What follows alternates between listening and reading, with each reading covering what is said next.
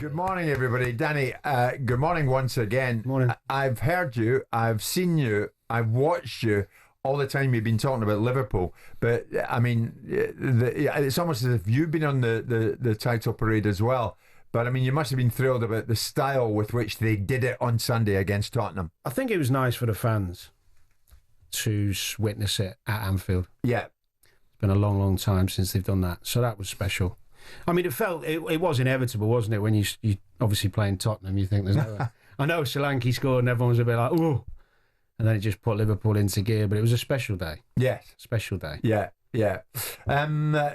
You are smelling gorgeous, incidentally. I do my best. I can hardly believe it. So, watching that last night, Simon, and looking at it, I knew PSG were good, but I must admit that you could only sit back and watch in awe at some of the things they did.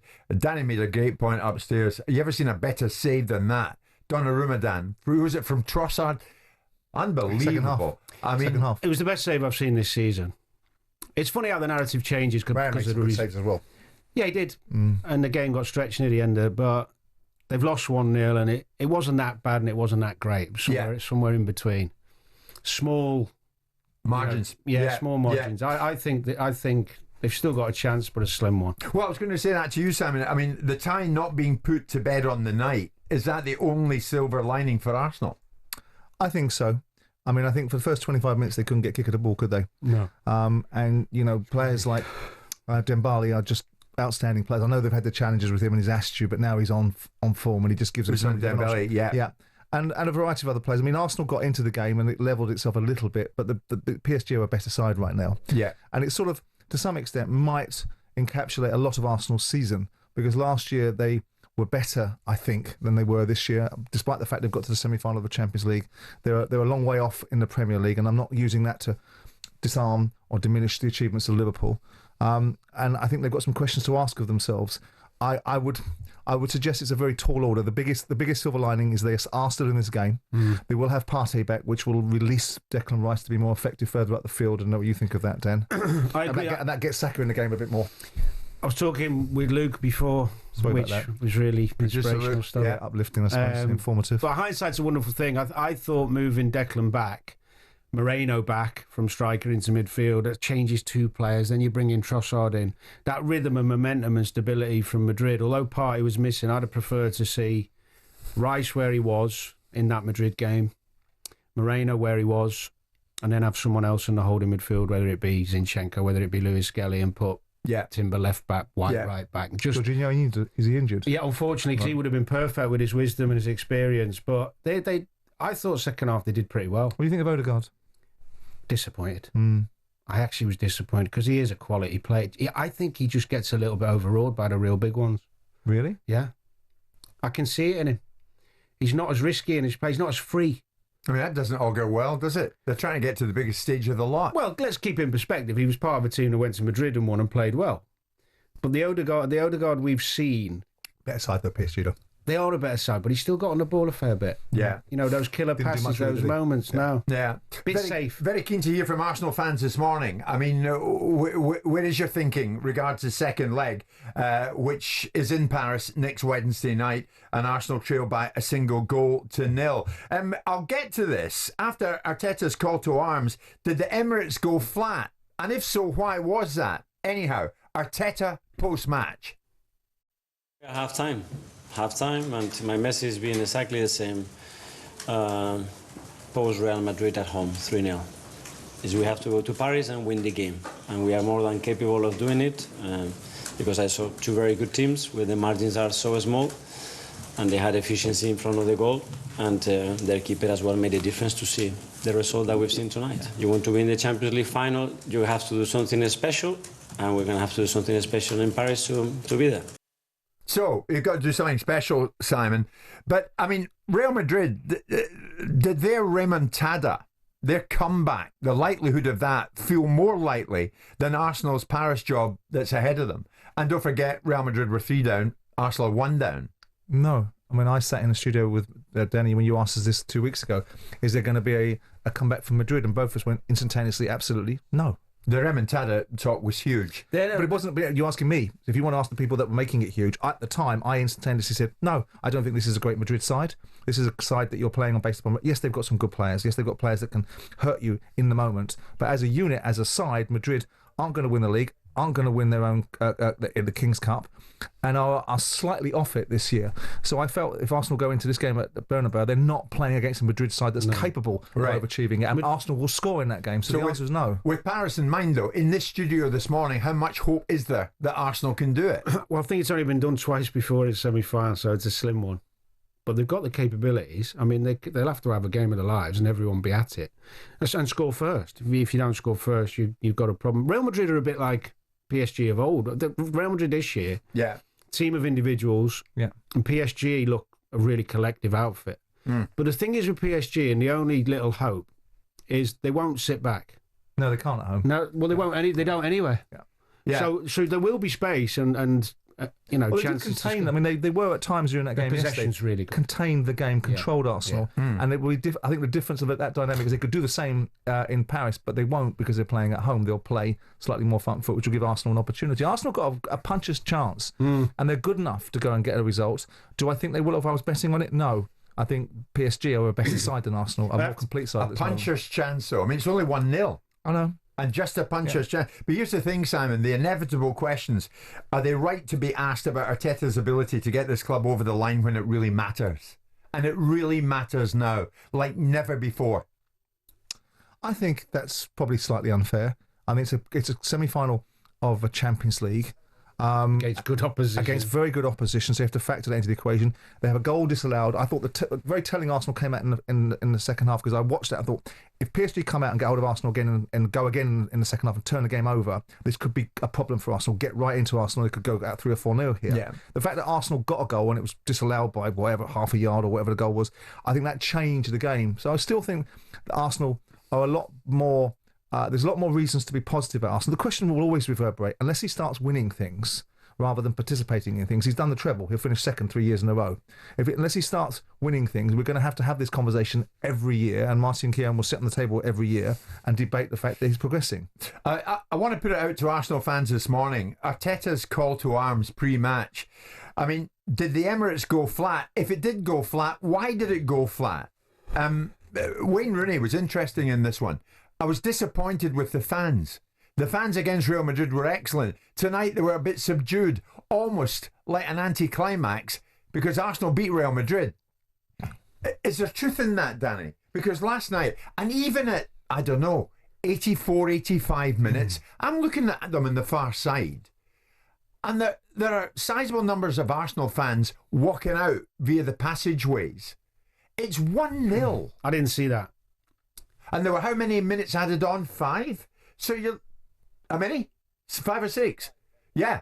So you're looking at another 10 minutes to go. For years and years, playing the game, watching the game, it's been the same. The players generally create atmosphere when the game starts. You know, you've got to give them some... It's if you start the game well on the front foot and a few tackles go in and you have a few chances, they stay up. If a team dominate possession, what was it, 75% possession or whatever it was, they score after 3 or 4 minutes, there's going to be a flatness initially and the players have to rally. It's not just Arsenal fans, it's all fans. Some are better than others and able to maintain more atmosphere. Anfield's one of the best. But it's happened there before. I mean, you know, Liverpool, PSG earlier in the season, there was a flatness in the first half and PSG were really good. And, you know, the fans' second half came to their own because the players got on the front foot. The players have to... It's a bit of both. It's a balance. You can't just have the crowd. You need the players... This Tony, who's a Liverpool fan, obviously... Guys, good morning. Compare Anfield at the weekend to the Emirates last night. Yeah, well, he's got a point. Yeah, they're celebrating a league win. I mean, I'm sure the Emirates would be rocking if they... How was the atmosphere when PSG were playing them at Anfield? It was good to a degree, but it was first half it got a bit flat because PSG was so good. Because they're controlling the game. The problem is more general in... and I know some fans have talked about this. It is the tourists creating a problem as well. There's so many of them. It is harder to create that atmosphere. I know, but I saw time and time again last night, Danny, is it me? I saw players waving their arms, the Arsenal players, extremely animated. Come on, get behind us. Arteta, he was like a jack in the box in the technical area. When he was out and about, come on, do your bit. Play your part. But Arsenal, he's right. We watched it. I'd rather players' actions on the pitch get the fans going in their arms. Stop the histrionics. But also at the back end of the game, PSG are creating chances. They should have scored 2 goals. That's because Arsenal were going for it. But Arsenal weren't creating any real any jeopardy. I mean, the ball in from Declan Rice. People who go to the Arsenal game know more than me because they understand the levels of atmosphere, so I can't judge it properly. My feeling is that a lot of big games, fans have spells in games where they're flat because of how good the other team are. And what's the classic in a dressing room? What your manager would always say, quieten the crowd. That doesn't come from nowhere. It's reality. If you keep the ball and you're a good team, you're going to flatten the crowd for a while. Arsenal fans second half were at it.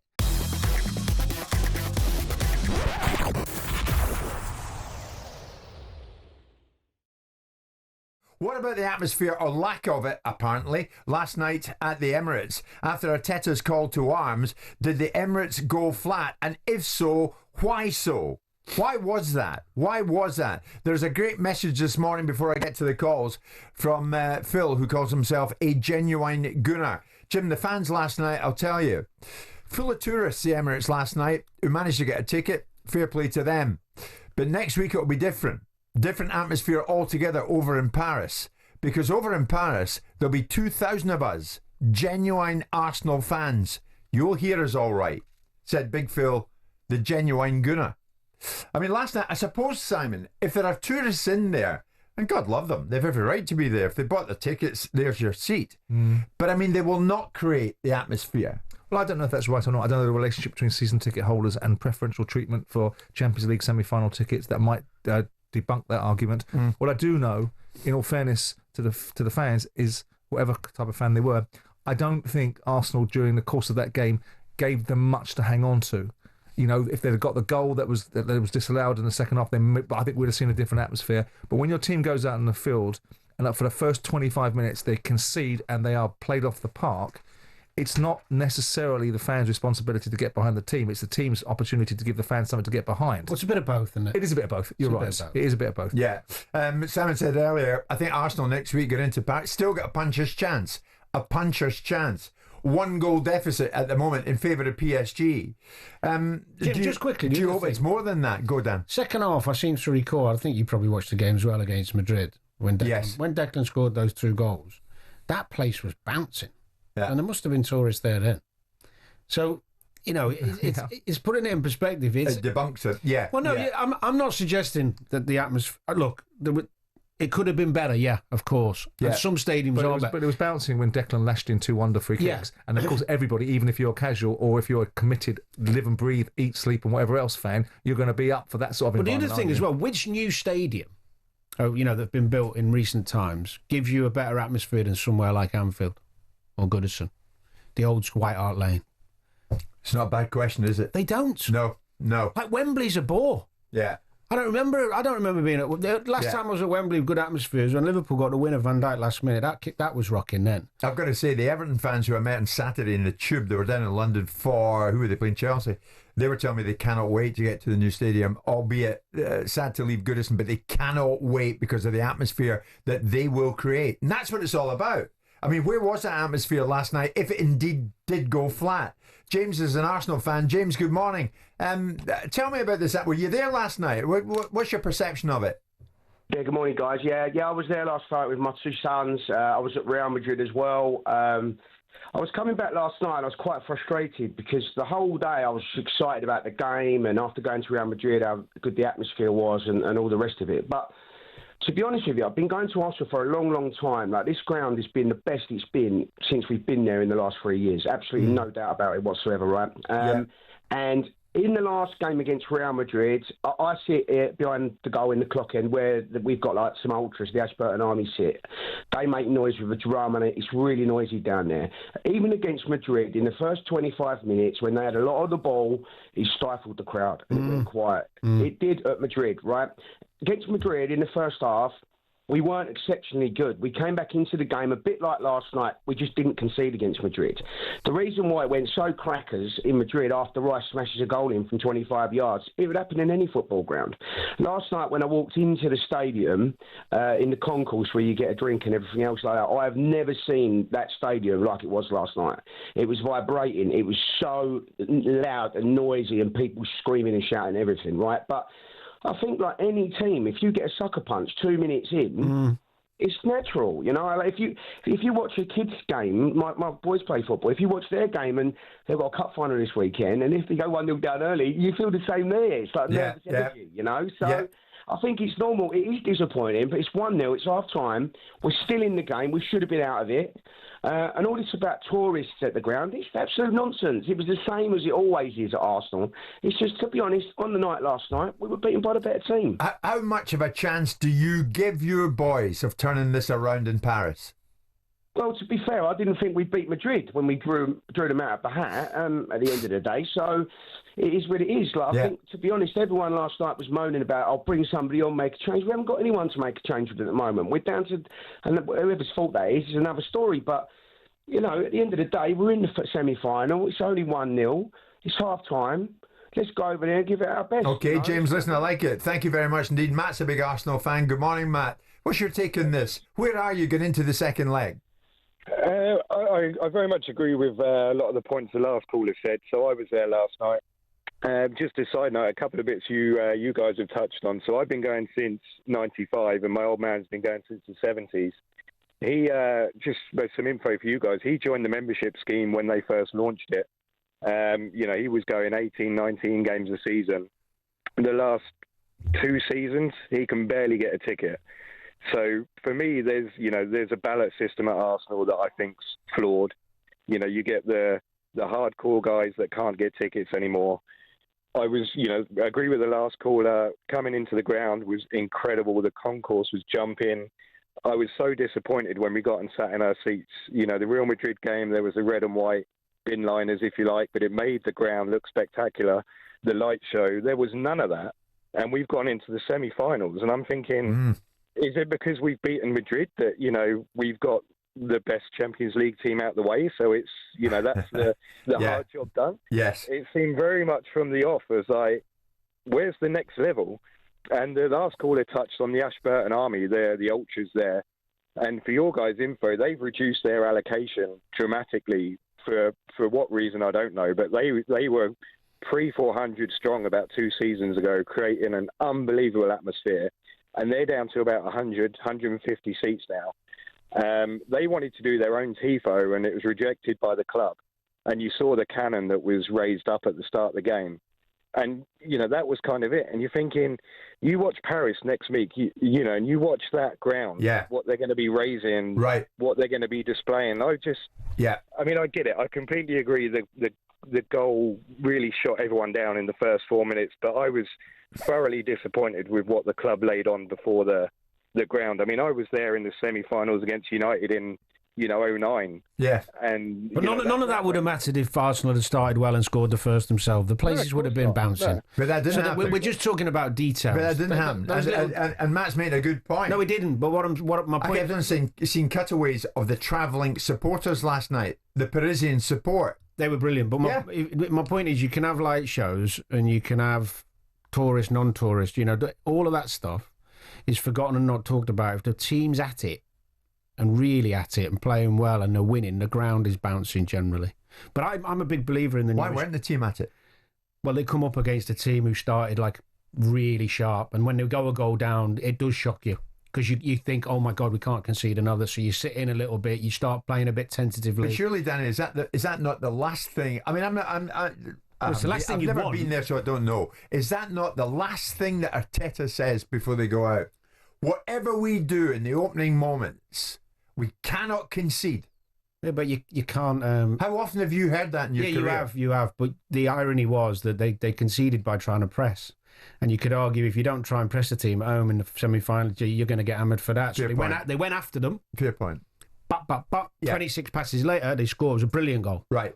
And then you're going, oh, crap. I take that.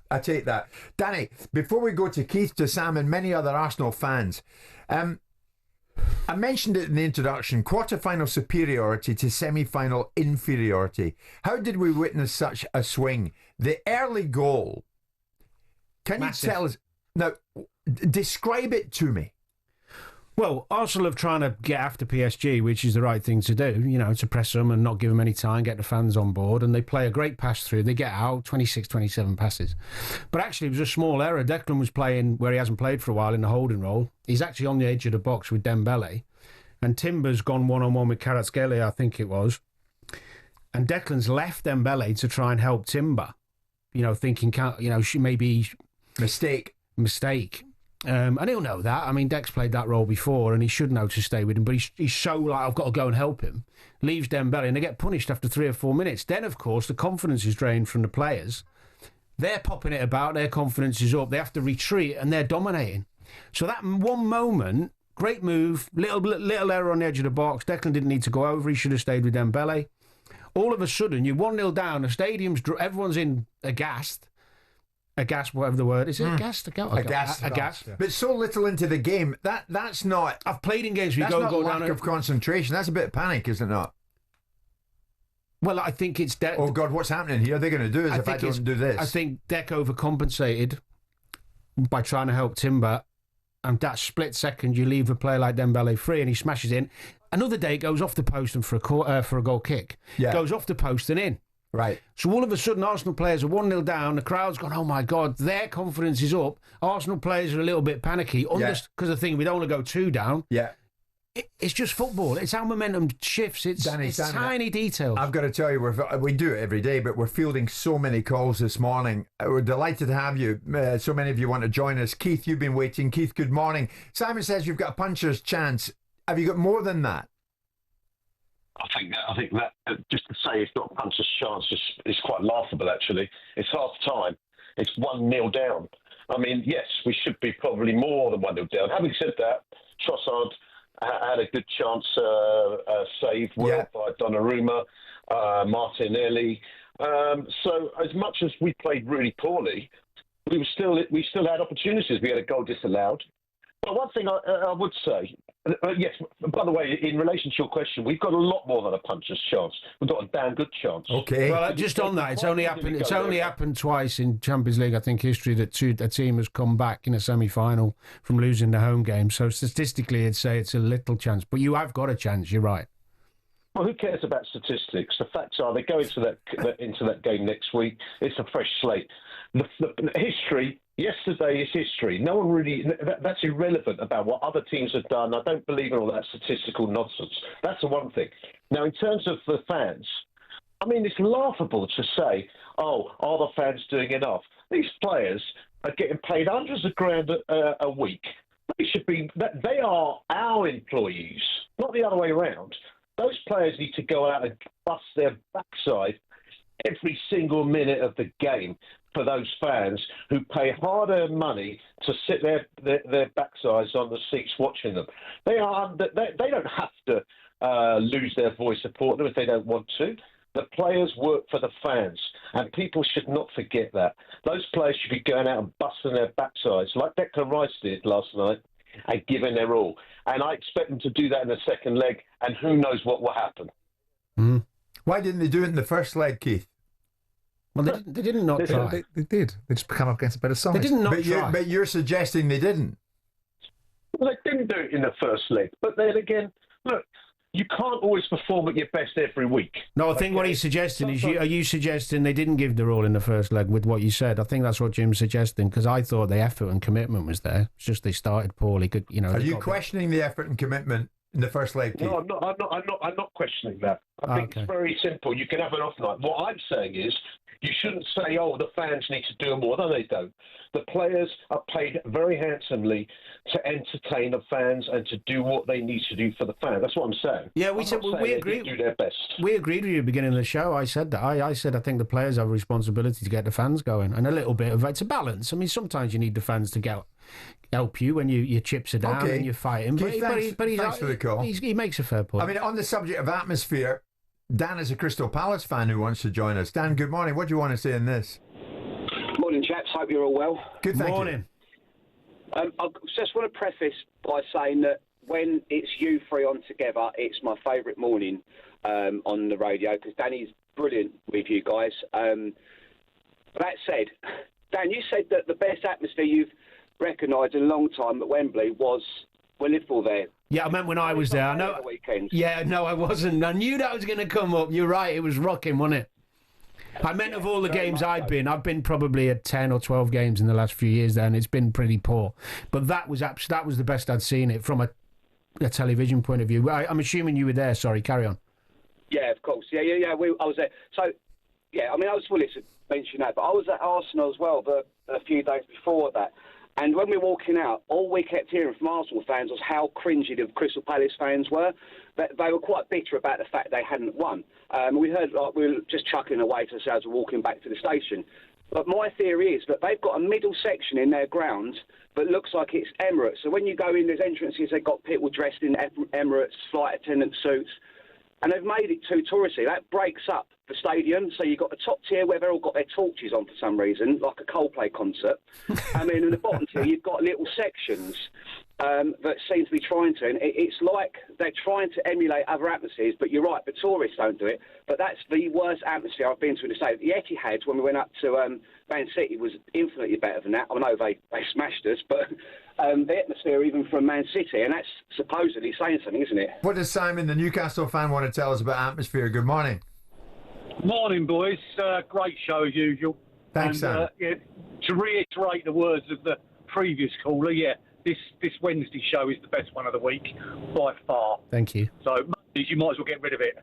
Anyway, getting back to atmospheres, I personally think if you go back to the 80s and the 90s, when stadiums were stadiums, now these new stadiums are designed for corporate. You've got Man City, Arsenal, Tottenham, West Ham, all them. There's no atmosphere in any of them stadiums, regardless. You look at Palace, Newcastle, Liverpool, Everton, and I worry for Everton next season when they go to their new ground. I personally don't think the stadiums are built for atmosphere anymore. No, That's my view. I agree with him. Yeah. Atmosphere. I mean, it's a big thing in the game, Simon, isn't it? Some clubs have it, some clubs struggle to generate it. It's inevitable, isn't it? Because of the way the football it's relative to the club. But once you start to build a stadium with far bigger capacities, you start to embrace a different type of audience. The game has changed slightly. I think teams winning football matches and playing in a certain style will always engender a certain reaction from the fans. Palace has a smaller stadium, 26,000 fans. There's an element of when Palace get to a cup semi-final, the fans are thrilled because it's a new experience. It's something that comes around very, very rarely. It's, 2 or 3 times in Palace's history, or maybe 4 times they've been in an FA Cup semi-final. Yeah. So with that in mind, is a different feel about clubs. So it's unfair to compare and contrast. I mean, I look at the idea of Arsenal yesterday, and I think Keith is right. It's an easy point to make about the fact that players are paid a lot of money and they've got to do their jobs. We all know that, and I'm a regular advocate for that. But I think the reasons why Arsenal lost yesterday is not just because they were bad, it's because PSG are a better side. And the reasons why I give them a puncher's chance rather than a commendable chance is because PSG will remain a better side when they play them next week. And the problem for Arsenal is that they're an irresistible force, Arsenal, in some respects, coming up against an immovable object, which is better. Right. PSG are a better side. Right. They are a better side, unless you think they're not. They've been better recently, yeah. Yeah, but 2 years ago, we're not comparing them to 2 years ago. We're comparing them to now. You're playing them now. Yeah, that's true. They are better at the moment. Yeah. You've been telling us about Vitinha and Doué and how electric they are, and they are. But all I'd be doing is going back to the 20 minutes when they came out second half of Villa Park and got pumped. Yeah. They're not machines. No, they're not unbreakable.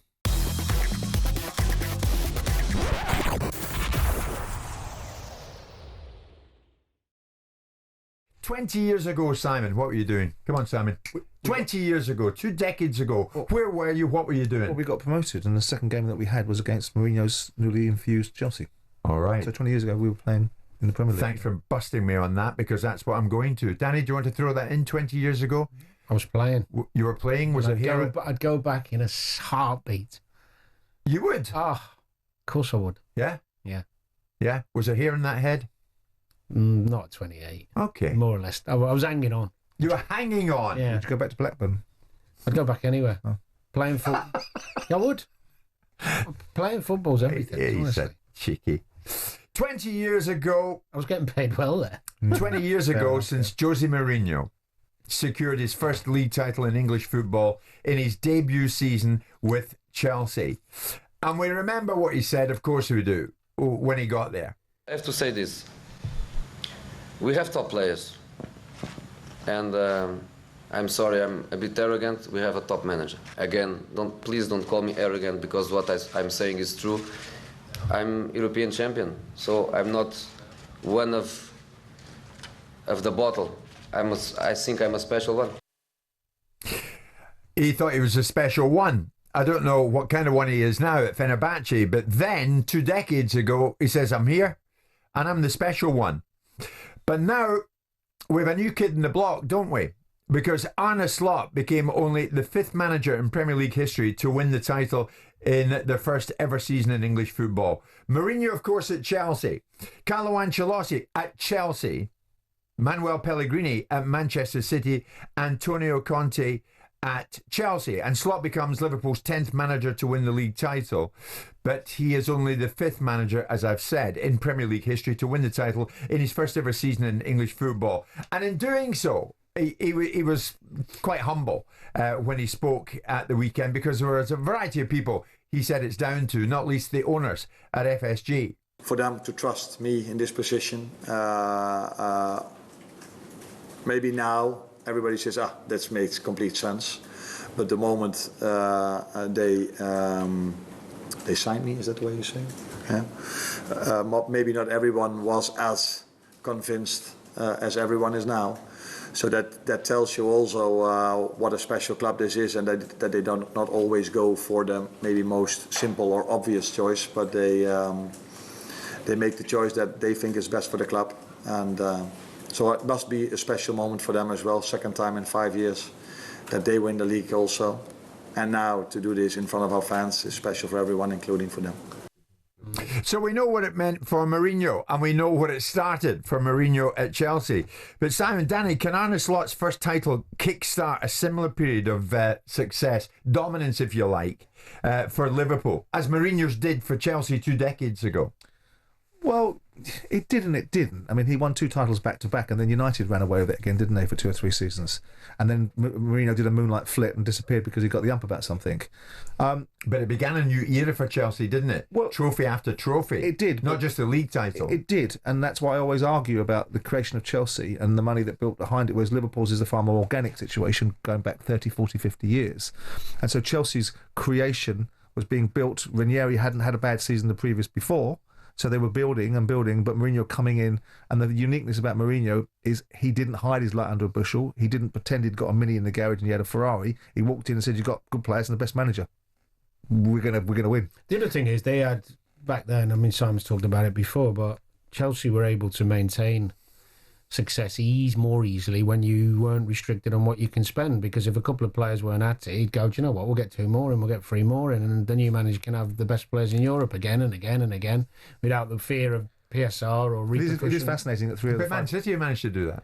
With the same sort of scenario, really, haven't they? Well, at the beginning, but not. No, I think Pep deserves more credit, because actually for the 4 years winning the title on the spin, what Man City spent was minimal in comparison to what Chelsea used to spend. So I think there's a different argument with Guardiola and what he did to maintain success. That's just brilliant coaching and great recruitment.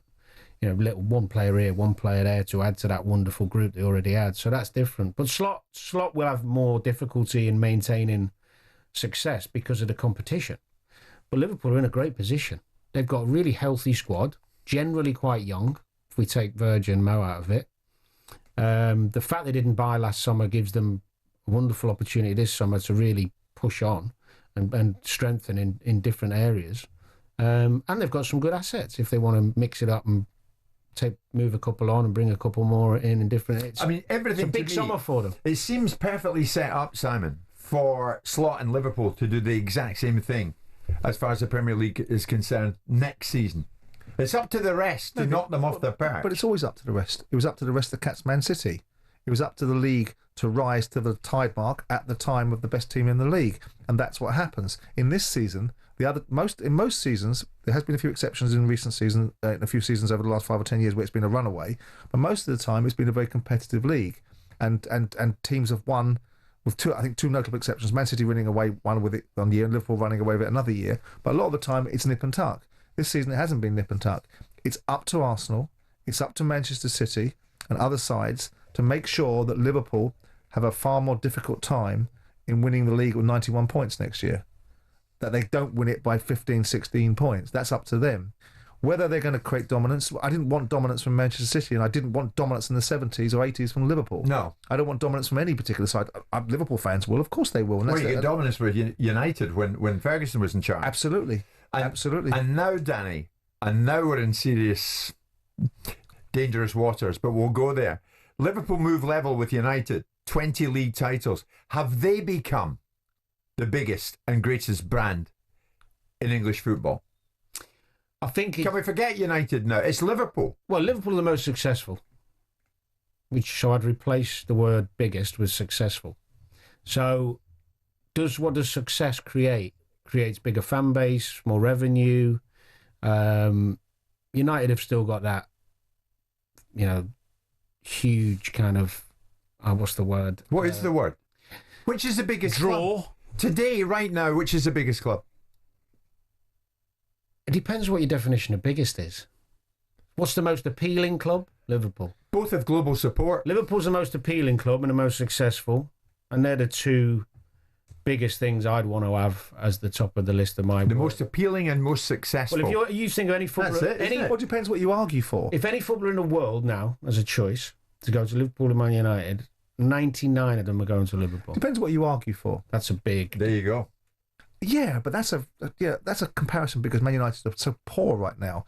No, and we haven't had that for a long time. Well, yeah, because Liverpool... Well, what would make Manchester United, Simon, bigger than Liverpool? They are bigger than Liverpool. But revenue. In your eyes, what makes them bigger? Revenue. Well, eyes on the prize, global audiences, global interest. Liverpool, when Liverpool were in decline and not such a big side and finishing 5th or 6th in the league when they had challenges over the period of time over the last 30 years where they won 2 Premier League titles. Depends how you view English football, right? And people won't like this, but English football has changed dramatically since 1992. It is the dominant domestic league around the world. It's viewed by more people around the world than it ever was in the 70s and 80s when Liverpool was scooping up everything. So whilst I recognise the achievements in Liverpool and I admire Liverpool tremendously, they were the club that I looked at when I was a kid growing up. And if there were 2 clubs I supported outside of Palace, it was Forest and Liverpool. So it wasn't Manchester United. But I look at it through the simple facts. And Man United tell porkies they don't have 1.1 billion fans around the world like they suggest that they have. If they did, their digital revenues would be far greater than they are. You can follow the numbers. Yeah. But when it comes down to the emotive reaction around Manchester United and the lustre of Man United, when that Premier League started 30 years ago, I know we're talking about now, but the seed of this argument is 30 years ago. Why did Man United come out of the blocks and win 4 of the first 5 titles? Why was Liverpool's turnover at the beginning of 92 the same as United's, close to it? And by the end of 97, United is 3 times what Liverpool has achieved. And if United were doing like for like with Liverpool, they would be hundreds of millions in front of them. Why is that? Because there's something about the ingredients, the alchemy, and the value of Manchester United. No one's talking about Liverpool being bought for £6 billion. It'll be interesting what they'd be sold for if they did sell them now. Perhaps, but the pricing point, the market didn't ever suggest that Liverpool was £6 billion. All right. United, as a declining force, were being they couldn't get it, but they got close to 5 in terms of prorated values. We've got a story, Dan, if you thought Manchester United were bigger than Liverpool, but you're going Liverpool. He does think they're bigger. I understand from what he's talking from the revenue aspect. Not from achievement point of view. But it depends how you gauge football. Football is gauged now by the last 32 years. Success and appeal. If you want to be a football club reaching for the stars, you need success. Yeah. And you need the appeal.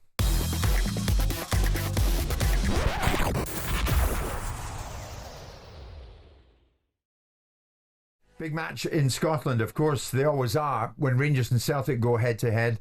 But this one is happening again, 12 noon kickoff at Ibrox Stadium. But the backdrop to this is Celtic have already won it. They've romped it. They're 17 points ahead. The title is theirs. And Brendan Rodgers was quick to tell us what it meant to Celtic and him on securing yet another league title. This is what it feels like to be Celtic. It's an amazing feeling.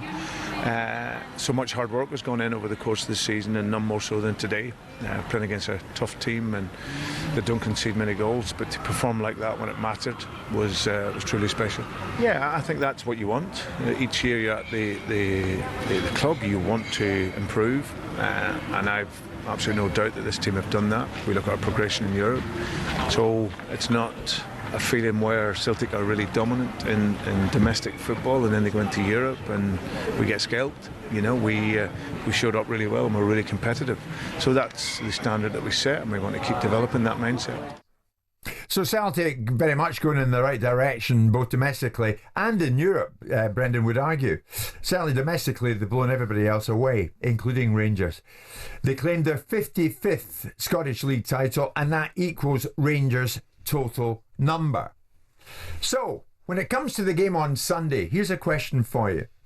A guard of honour for the title winners. Would that be a rightful mark of respect for Rangers to show towards their great rivals when the teams come out?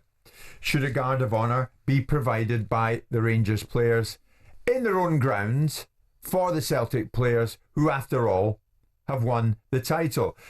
Just a point of information going into this. It's anticipated in England, certainly, that all 4 of Liverpool's remaining opponents in the Premier League will be given the opportunity to provide Liverpool with a guard of honour should they wish to do so. And I think you've got to go way back, haven't you? 1955, when we had the first guard of honour, and Chelsea were given one when they became First Division title winners, and they were given that guard of honour by Manchester United players on that day. So Simon, you've been up there with me. You know what that atmosphere is like. I don't think there's anything untoward myself, having come from that part of the world. Even I know what's at stake whenever Rangers play Celtic and Celtic play Rangers. Would it be a decent thing to do? Yeah, why not? Yeah. I mean, how many fans are they allowing in there? In terms of... there'll be there are now letting in a few hundred away from fans to the ground of their opponent. No, I'm talking about the nature of the relationship between Rangers and Celtic, because the reasons why this gets framed in this way is because there is such a difficult relationship between the two football clubs. Well, you're not wrong there. Celtic refused to give Rangers a guard of honour during the COVID era. The interim manager at the time, John Kennedy, I know John, he cited Rangers' refusal in 2019 as the reason as to why. So here's a chance to wipe the slate clean, is it? Well, I think ultimately it's part and parcel of acknowledging the best in the league. And the tragedy between these two football clubs is they seem to act towards one another in a way that isn't befitting of their position. I mean, certainly the way that they've handled one another over the fans and arguments about who can put what fans in what stadium and the reason why they don't do it, I think was all a bit churlish and a bit childish and unnecessary, and I think they should rise above it. And I think that Rangers, as much as they may not like it, they should, and I don't think the players are particularly interested in giving guards of honour, and I don't think the players are particularly interested in receiving, and Danny can perhaps speak to that better. But this is about the reality of what it takes to be professional sports people, what it takes to recognise your peers and those that are better than you. You'd like to think that the Scottish Premier League would be more competitive than it is. It's no good for Scottish football for Celtic to dominate and to win the league by 17, 18, 20 points in a two-horse league.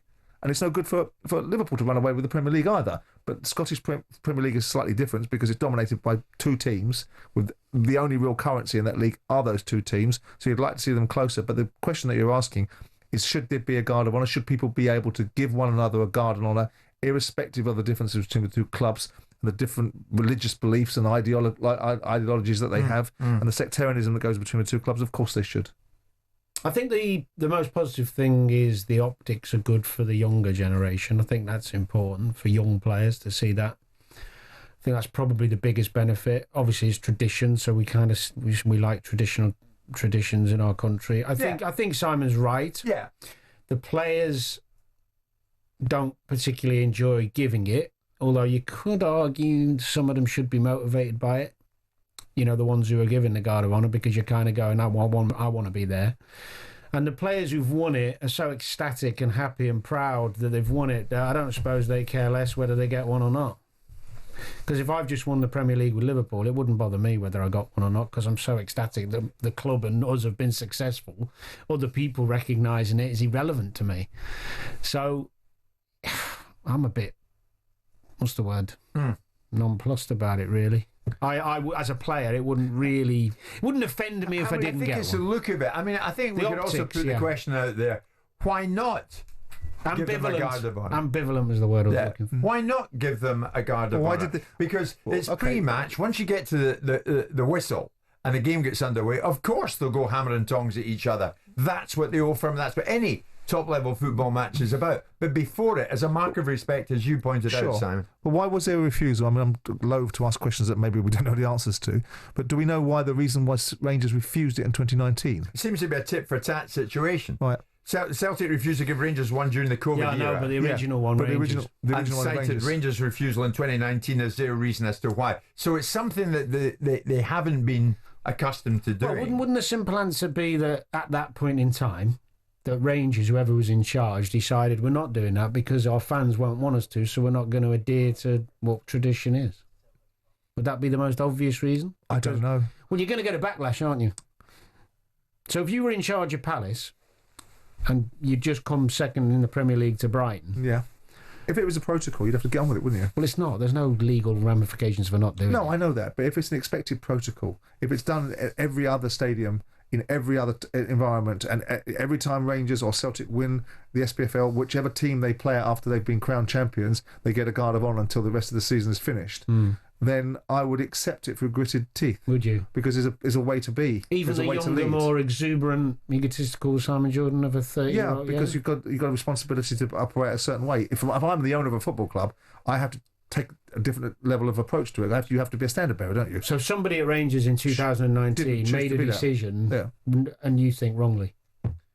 Without knowing the actual facts about it, I think prima facie, unless there's some outrageous slight that Celtic had put upon Rangers that would, brought about that reaction, then I can't see that there's any real mitigation or justification besides playing to a gallery. And if you want that gallery to behave better, and you want to be able to say to fans, we don't want ultras doing this, we don't want you doing that, we want you to behave, we want you to respect the environments that you're in. Yeah. Doesn't that start with the people that are supposed to be setting the standards? Yep.